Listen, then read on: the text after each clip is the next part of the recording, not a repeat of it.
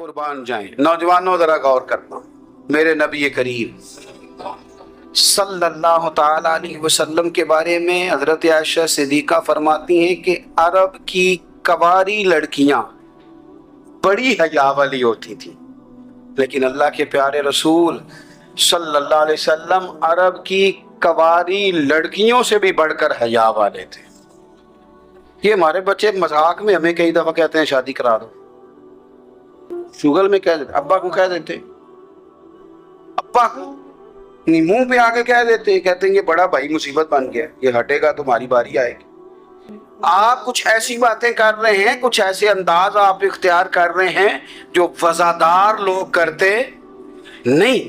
شرم و حیا سے وہ چیزیں ڈل جاتی ہیں جو باتیں ہمارے بچوں کی زبانوں پر بے باکی کے ساتھ آنے لگی ہیں۔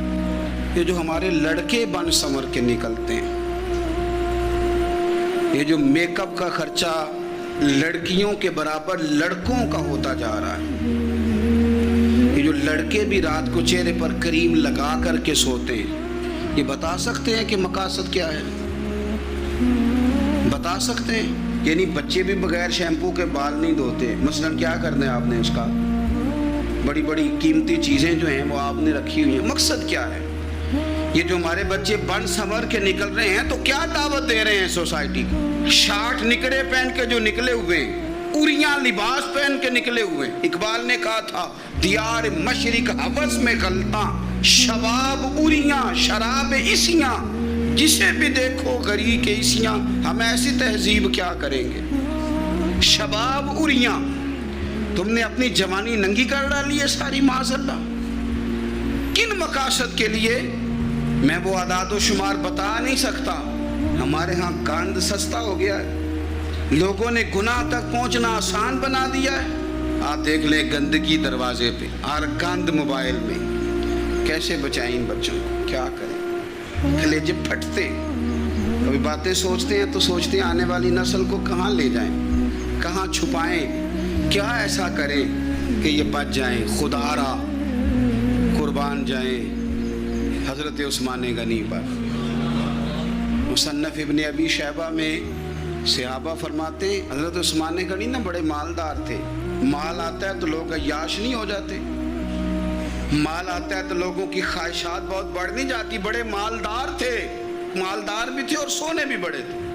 حضرت اسامہ بن زید کہتے ہیں میں نے زندگی میں اتنا سونا بندہ نہیں دیکھا جتنے حضرت عثمان غنی خوبصورت تھے، پیسہ بھی حسن بھی، لیکن فرماتے ہیں کہ حضرت عثمان غنی سب سے بڑھ کر اپنی شرمگاہ کی حفاظت کرنے والے اور سب سے بڑھ کر صلہ رحمی کرنے والے، رشتہ داروں سے اچھا سلوک کرنے والے، حیا والے، شرم والے، پاکیزگی والے۔ آپ کا ذہن ہے، آپ صبح اٹھتے ہی ذہن بنا لیں کہ میں نے آج اتنا سبق پڑھنا ہے، آج اتنی تفسیر دیکھنی ہے، اتنی عبادت کرنی ہے، فلانی نعت میں نے دیکھنی ہے، فلاں خیر کا کام کرنا ہے، فلاں آدمی کے ساتھ نیکی کرنی ہے۔ صبح ذہن بنا لیں، آپ کا ذہن وہی کام کرنے لگے گا۔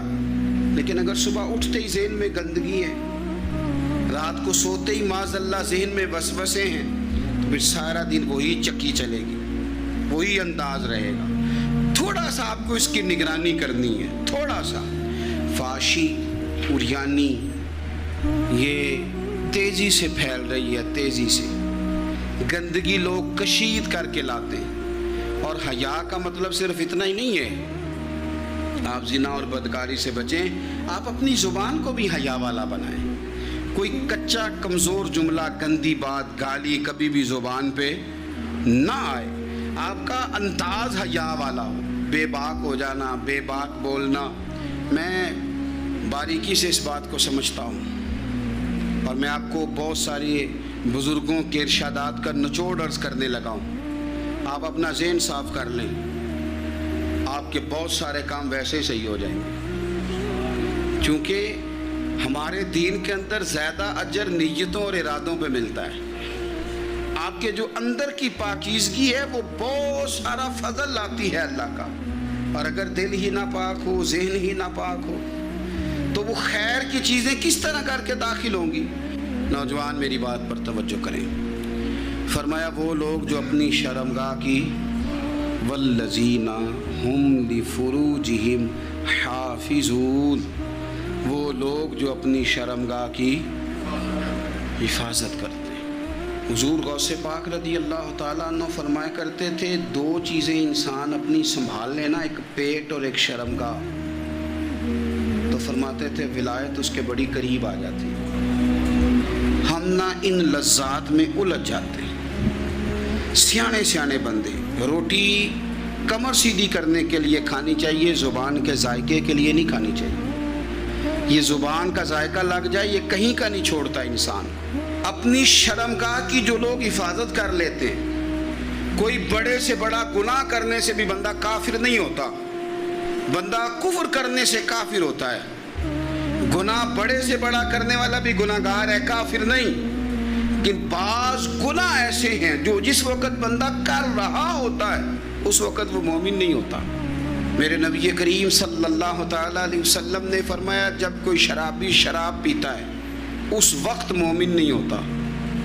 جب کوئی چور چوری کرتا ہے تو اس وقت مومن نہیں ہوتا، اور جب کوئی زانی زنا کرتا ہے تو تب وہ مومن نہیں ہوتا۔ اتنی دیر کے لیے اس کے دل سے ایمان نکال لیا جاتا ہے۔ کفل کا ایک واقعہ ترمذی میں ملتا ہے۔ ایک شخص کفل نام کا تھا بنی اسرائیل میں، ایک عورت مجبور تھی، اس کے بچے بھوکے تھے، تو کفل نے اسے مائل کر لیا کہ تو میرے ساتھ گناہ کرے گی تو پھر میں تیرے بچوں کی روٹی تجھے دوں گا۔ تو وہ عورت پہلے تو بیچاری نہ مانی، لیکن بچوں کی بھوک دیکھ کے مجبور ہو گئی۔ جب کفل کے قریب گئی نا وہ عورت، اس نے دروازے سارے بند کر لیے۔ ترمذی شریف میں اس کا واقعہ موجود ہے۔ چاروں جانب سے بند ہو گیا سارا کچھ، لیکن جب وہ کفل کہتا ہے میں اس بی بی کے پاس جانے لگا تو عورت کا وجود کانپتا تھا۔ جس بندے کو گناہ کی طرف جاتے اس کی طبیعت میں ہیجان پیدا ہو تو معنی یہ ہے کہ ابھی ذہن پورا غلیظ نہیں ہوا، ابھی طبیعت پوری گندی نہیں ہوئی، ابھی ایمان کی بہت ساری قسمیں موجود ہیں، عورت کا وجود کانپتا ہے۔ تو کفل کہتے ہیں کہ میں نے اسے کہا کہ سارے دروازے بند ہیں، ڈرتی کیوں ہے؟ تو کہنے لگی ڈرتی اس لیے ہوں کہ سارے دروازے بند نہیں ہوتے، ایک دروازہ کھلا ہے اور وہ دروازہ رب قدیر کا دروازہ ہے، اسے کیسے بند کیا جا سکتا ہے؟ تو کہتے ہیں جب اس نے یہ لفظ کہے تو مجھ پر بھی بات کا اثر ہوا، مجھ پر۔ تو میں نے کہا کہ اگر تو عورت ہو کے رب سے اتنا ڈرتی ہے تو مجھے تو اس نے مرد بنایا ہے، تو مرد تو ہوتا ہی وہ ہے جو اپنے آپ پر کنٹرول کر سکے۔ تو اب نہ معاملہ آگے جائے گا، اب یہاں بات رکے گی نہیں، جا میں تجھے آزاد کرتا ہوں۔ عورت گئی، اس نے توبہ کی کفل نے، اور رات رو کے کہنے لگا مالک آج میں نے توبہ کی ہے تو میرے اوپر مہربانی کرنا، میری توبہ ٹوٹنے نہ پائے۔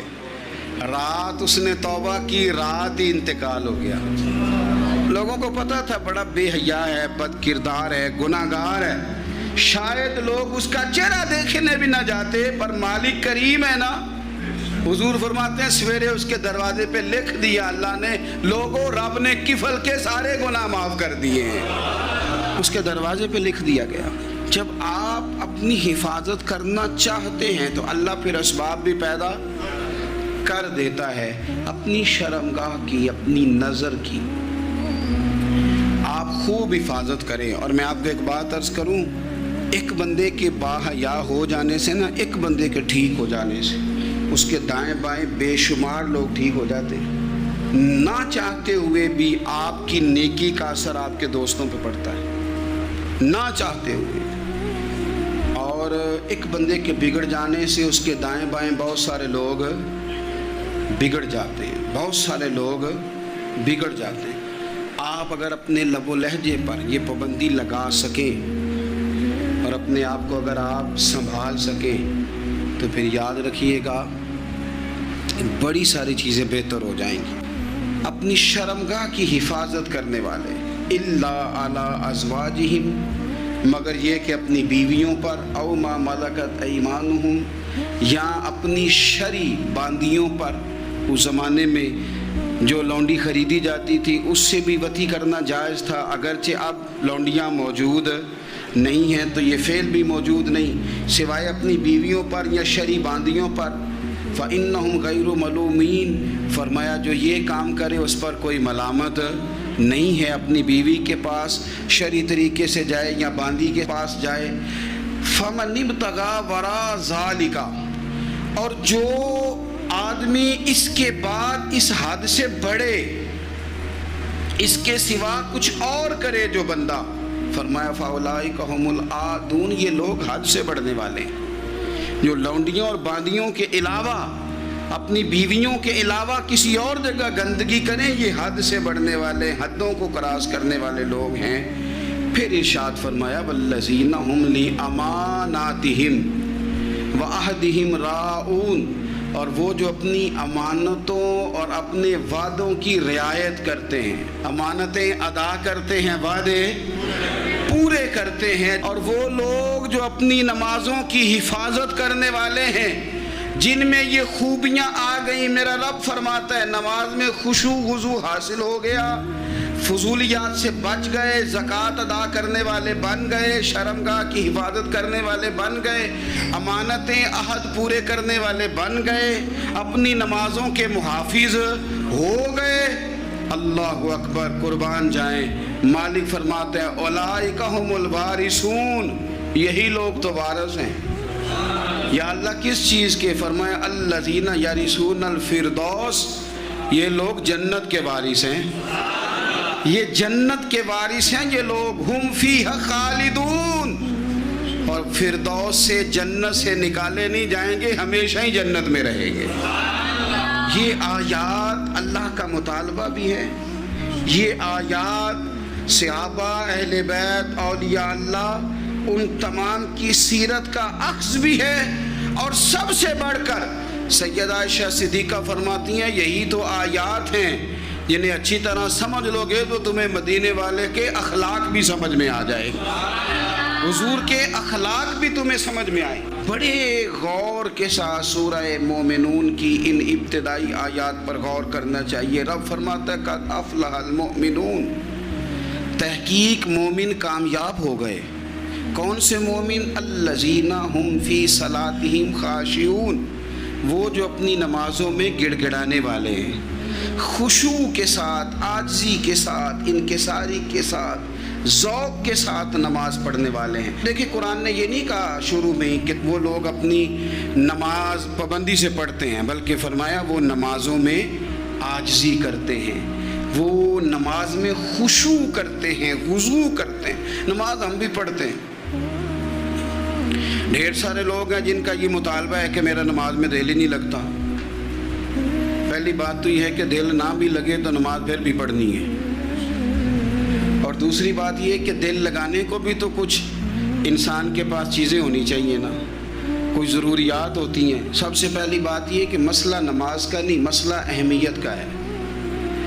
आपने अल्लाह तबारक व तआला की ज़ात की, रब करीम के जलालत की जितनी ज़्यादा अहमियत अपने दिल में महसूस कर ली, उतना ही नमाज की तरफ तवज्जो आपकी बढ़ जाएगी। आप सादी सी मिसाल है, गौर कर लें। जितना आप अपने उस्ताद को प्रोटोकॉल देते हैं, जितनी इज्जत करते हैं, उतना ही वक्त पे आप उनके पास पहुंच भी जाते हैं। अगर आपके दिल में अहमियत नहीं है तो आप टाल देंगे, और जिस उस्ताद की अहमियत है उसके फ़ोन की घंटी बजते ही फ़ोन भी उठाया जाएगा, और बात पूरी मुकम्मल भी नहीं होगी तो कहा जाएगा जैसे आप कहेंगे, और जो वक्त वो देंगे उनसे 10 मिनट पहले पहुंचने की कोशिश भी की जाएगी। बस समझ लें दिल लगने ना लगने का मसला नहीं, अहमियत का मसला है। आप जितनी अपने मालिक की बारगाह की अहमियत समझ लेंगे, उतना ही वक्त पे मस्जिद आएंगे, उतना ही शौक़ से नमाज पढ़ेंगे। दूसरी बात, नमाज के तर्जुमे पे गौर करें। आप यकीन करें अगर नमाज का तर्जुमा हमें आ जाए ना, तो हमें तो यूँ लगे कि हम तो अपने मालिक की बारगाह में अर्ज़ो मारूज़ करने हाजिर हुए हैं। ये सूरह फातिहा ही देख लें आप। हुजूर फरमाते हैं, रब फरमाता है सूरत फातिहा आधी मेरी है आधी मेरे बंदे की है। जब उसने कहा अल्हम्दुलिल्लाह रब्बिल आलमीन अर्रहमानिर रहीम मालिकी यौमिद्दीन इय्याका नअबुदु व इय्याका नस्तईन, जब यहाँ तक वो लफ्ज़ कहता है तो ये हिस्सा मेरा था। उसने अपने रब की तारीफ़ की, और जब कहा ना उसने इहदिनस सिरातल मुस्तकीम, اب بندے نے التجائیں شروع کر دی. اس نے کہا کہ مالک بھی تو ہے, رحمان بھی تو ہے, رحیم بھی تو ہے, عبادت بھی تیری کرتے ہیں تو مدد بھی تو تجھی سے مانگنی ہے. اب مہربانی فرمانا اہدنا الصراط المستقیم, ہمیں سیدھا راستہ دکھا دے. صراط الذین انعمت علیہم, ان لوگوں کا راستہ دکھانا جن پر تو نے انعام کیا ہے. غیر المغضوب علیہم ولا الضالین, ان کے راستے پہ نہ چلانا جن پر تیرا غضب ہوا, جو گمراہ ہو گئے ان کے راستے. تو نماز میں جب ترجمے پر آپ کا غور ہوتا ہے تو آپ کا تو دل خود بخود لگ جاتا ہے, شوق بڑھ جاتا ہے آپ کا. تو اتنی چیزیں ہم زندگی میں یاد کرتے ہیں, تو اگر ترجمہ بھی نماز کا یاد کر لیں اور پھر شوق سے پڑھیں تو آپ یقین کریں طبیعت کھینچی چلی آئے گی. ہمارے یہاں کچھ لوگ نماز پڑھتے ہیں پر بڑی لاپرواہی سے پڑھتے ہیں, کبھی ادھر دیکھتے ہیں, کبھی ادھر دیکھتے ہیں, کبھی بال سہلاتے ہیں. وہ میں نے دیکھا ہے سجدے جا رہے ہیں تو سیانے بندے کبھی کپڑے کو چھیڑ رہے ہیں, کبھی جگہ کو چھیڑ رہے ہیں. میرے نبی کریم صلی اللہ تعالیٰ علیہ وسلم نے فرمایا ان لوگوں کا کیا حال ہے جو اپنی نماز میں نظریں آسمان کی طرف اٹھاتے ہیں. رکوع سے اٹھے تو اوپر دیکھنا شروع کر دیا, کیا حال ہے ان کا. اور پھر حضور نے ایک موقع پر تو سختی فرمایا جو نماز پڑھتے اپنی نظریں آسمان کی طرف اٹھاتا ہے وہ باز آ جائے, ورنہ ایسا نہ ہو کہ رب اس کی آنکھیں ہی چھین لے. باز آ جائے اس کام سے. خشوع کے ساتھ نماز پڑھے, عاجزی کے ساتھ نماز پڑھے, اس کا دل لگا ہوا ہو نماز کے اندر.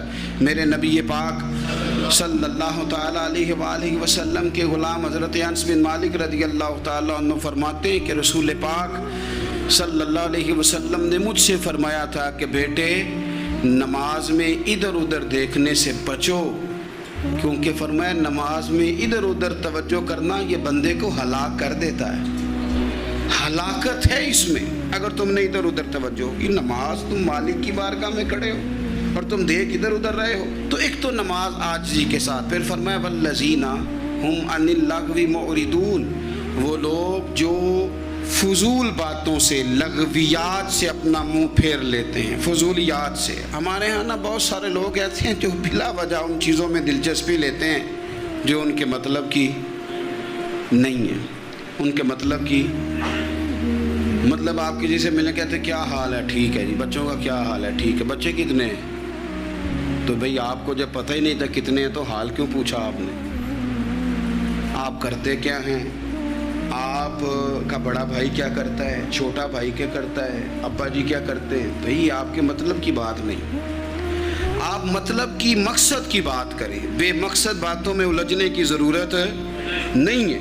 دیکھیں اپنا ادارہ میں چلاتا ہوں, اپنا گھر آپ چلاتے ہیں, اپنی ڈیوٹی آپ کرتے ہیں. آپ کو زیادہ بہتر پتہ ہے کہ آپ اپنا گھر کیسے چلا رہے ہیں. مجھے زیادہ بہتر پتہ ہے کہ میں مدرسہ, مسجد, مجھے زیادہ بہتر پتہ ہے اس کے اندر کون سی اصطلاح کس طرح کرنی ہے. یہ مجھ سے زیادہ بہتر کوئی بندہ جانتا نہیں. اب ہم کیا کرتے ہیں, جب ہم دوسرے کے کام میں مداخلت کرتے ہیں تو دو نقصان ہوتے ہیں. ایک تو اس کے ساتھ ہمارا رائے کا اختلاف ہو جاتا ہے, اور دوسرا ہمارے اپنے بہت سارے کام رہ جاتے ہیں کیونکہ ہماری توجہ ہی دوسرے کی جانب تھی. اپنے بڑے سارے کام رہ جاتے ہیں. اس لیے بہت ساری ایسی چیزیں ہیں جن میں بلا وجہ کوئی مقصد نہیں. ہم پرانے لوگوں سے باتیں سنا کرتے تھے, ہمارے بزرگ کہا کرتے تھے جیڑے پنڈ جانا نہیں, جیڑے پنڈ جانا نہیں ہوتا راہ پوچھنے دی کی.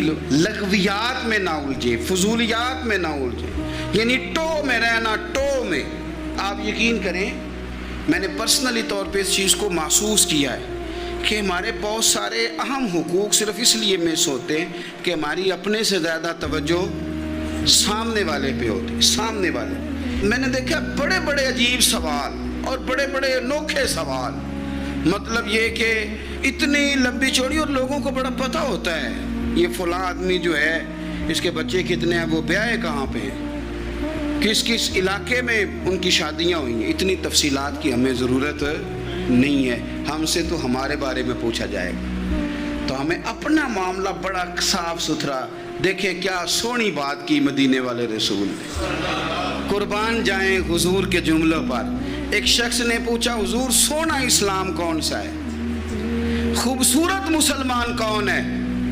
تو نبی پاک صلی اللہ علیہ وسلم نے فرمایا وہ خوبصورت مسلمان ہے جو بات اس کے مقصد کی نہیں، بے معنی ہے وہ بات وہ چھوڑ دے، بے مقصد باتوں سے الجھنا جو بندہ چھوڑ دے وہ مسلمان بڑا سونا مسلمان ہے۔ ہم کمزور اس لیے ہوتے ہیں کہ ہماری توجہ زیادہ دوسروں کی باتوں پر پڑتی ہے۔ کچھ چیزیں ایسی ہوتی ہیں جو ہم نہ فراخ دلی سے بانٹتے ہیں، اور کچھ چیزیں ایسی ہوتی ہیں جو مجبور ہو کر ہم دیتے ہیں۔ کئی دفعہ ایسا ہوتا ہے کہ سامنے والا کچھ زیادہ تکلیف میں ہوتا ہے اور ہمارے پاس بھی وسعت نہیں ہوتی، لیکن زیادہ اجر اسی بندے کو ملتا ہے جو تھوڑی تکلیف برداشت کرے اور سامنے والے کی تکلیف کو دور کرے۔ مدینہ منورہ میں نا قحط پڑ گیا تھا، غلہ نہیں ملتا تھا، تو قحط کے زمانے میں لوگ نا پھر چیزوں کو مہنگا کر کے بیچتے ہیں۔ ہمارے ہاں ایک طرف چینی کی لائنیں لگی ہوتی ہیں، دوسری دفعہ چھاپا پڑتا ہے، پورے کے پورے گودام بھرے ہوئے نکل آتے ہیں، لوگ مصنوعی قلت پیدا کر دیتے ہیں۔ حضرت عمر فاروق رضی اللہ تعالیٰ عنہ کے زمانہ نور میں قحط پڑ گیا تھا، گندم کا دانہ اس طرح ہو گیا تھا جس طرح سونا ہے۔ سیدنا عثمان غنی رضی اللہ تعالیٰ عنہ کے نا بہت سارے اونٹ غلے کے بھرے ہوئے مصر سے آئے، اور لگتا یوں ہے کہ وہ شخص آپ ہی کو غلہ دیتا تھا، کسی اور کو دیتا بھی نہیں تھا، جو اونٹ بھر کے اس نے دیے۔ تو مدینہ منورہ کے اندر جب وہ مال پہنچا نا، آپ کو بتانا یہ چاہ رہا ہوں کہ ساری تجارت بندوں سے نہیں کرنی چاہیے، کچھ اللہ سے بھی کرنی چاہیے۔ رب سے جو بندہ تجارت کرتا ہے وہ بڑا کامیاب ہوتا ہے۔ وہ غلے سے بھرے ہوئے اونٹ آپ کے پہنچ گئے تو تاجر آئے، انہوں نے آگے کہا عثمان ہم کھول کے نہیں دیکھتے کہ اندر مٹی ہے کہ سونا ہے، اور یہ بھی نہیں پوچھتے آپ نے کتنے کا خریدا ہے، آپ کی زبان پر اعتبار ہے، آپ نے جتنے کا مال لیا ہے نا ہم ڈبل دیتے ہیں، آپ ہمیں دے دیں۔ آپ فرمانے لگے نہیں مجھے زیادہ نفع ملتا ہے۔ انہوں نے کہا 2 گنا، فرمایا نہیں زیادہ ملتا ہے، کہا 3 گنا، فرمایا زیادہ ملتا ہے۔ وہ کہنے لگے اس سے زیادہ تو کوئی تاجر ہے ہی نہیں جو زیادہ دے، فرمایا بس مجھے ملتا ہے نا۔ کہا کتنا ملتا ہے؟ فرمانے لگے لگتا ہے کہ اگر وہ تاجر زیادہ کرم نوازی کرے تو 700 گنا تو دے گا ہی، اور باقی کریم ہے۔ انہوں نے کہا جی نہیں اتنا نہیں ہم دے سکتے، پھر آپ بیچ لیں۔ یہ بات ہی سمجھ میں نہیں آتی۔ لوگ چلے گئے تو حضرت عثمان غنی مال اٹھا کے مسجد کے دروازے پہ لے گئے، جا کے کہنے لگے اے عمر اعلان کر دیں جس غریب کو گندم کی ضرورت ہے، آسانی کے دور میں نہیں دقت کے دور میں، جب لوگوں کو مل نہیں رہی چیز، جس کو ضرورت ہے وہ آئے اور آ کے لے جائے۔ جب جناب عثمان غنی کے اس غلے کا اعلان ہوا تو تاجروں کو اب مسئلہ سمجھ میں آیا۔